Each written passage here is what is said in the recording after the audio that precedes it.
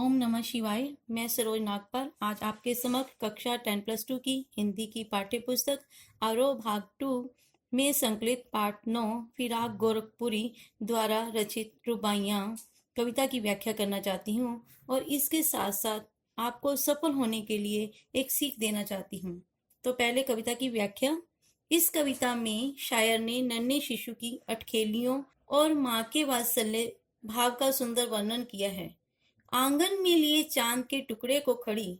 शायर कहता है कि एक माँ अपने बेटे को अपने घर के आंगन में लिए खड़ी है, हाथों पे झुलाती है उसे गोद भरी। कभी वह उसे गोद में लेती है और कभी वह अपने हाथों से झुलाने लगती है। रह रह के हवा में जो लौका देती है, बीच बीच में वह उसे हवा में उछाल भी देती है। गूंज उठती है खिलखिलाते बच्चे की हंसी। ऐसा करने से बच्चा खुश हो जाता है और बच्चे की खिलखिलाहट भरी हंसी गूंजने लगती है। नहला के छलके निर्मल जल से। शायर कहता है कि माँ अपने बच्चे को स्वच्छ जल से छलका छलका कर नहलाती है। उलझे हुए गेसुओं में कंघी करके। नहाने से बच्चे के बाल उलझ जाते हैं तो माँ बच्चे के बालों में कंघी करके उसे सुलझाती है। किस प्यार से देखता है बच्चा मुंह को।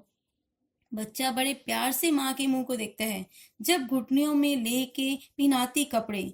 जब वह उसे अपने घुटनों में लेके कपड़े पहनाती है। दिवाली की शाम घर पुते और सजे। शायर कहता है कि आज दिवाली की शाम है, सारा घर रंग रोगन से पुता हुआ और सजा हुआ है। चीनी के खिलौने जगमगाते लावे। माँ अपने बच्चे को खुश करने के लिए चीनी मिट्टी के बने हुए जगमगाते हुए सुंदर खिलौने लेकर आती है। वो रूपवती मुखड़े पे एक नर्म दमक। माँ के सुंदर मुख पर हल्की सी चमक आ जाती है। बच्चे के घरौंदों में जलाती है दिए। वह बच्चों द्वारा रेत के बनाए हुए घरों में दीपक जलाती है। आंगन में ठुनक रहा है जिद आया है। शायर कहता है कि छोटा बच्चा आंगन में मचल रहा है, वह जिद कर रहा है। बालक तो है चांद पे ललचाया है। बालक तो चांद पाने के लिए जिद कर रहा है। दर्पण उसे दे के कह रही है माँ। माँ उसे दर्पण देकर बहलाती है और कहती है, देख आईने में चांद उतर आया है। देख बेटा दर्पण में चांद उतर आया है। इस प्रकार वह बच्चे की जिद को पूरा करती है। रक्षाबंधन की सुबह रस की पुतली। शायर कहता है कि रक्षा बंधन की सुबह यानी मीठे बंधन की सुबह छाई है घटा गगन की हल्की हल्की। बच्चों आप तो जानते ही हैं कि रक्षाबंधन का त्योहार सावन के महीने में आता है तो आकाश में काले काले बादलों की हल्की घटाएं छाई हुई हैं।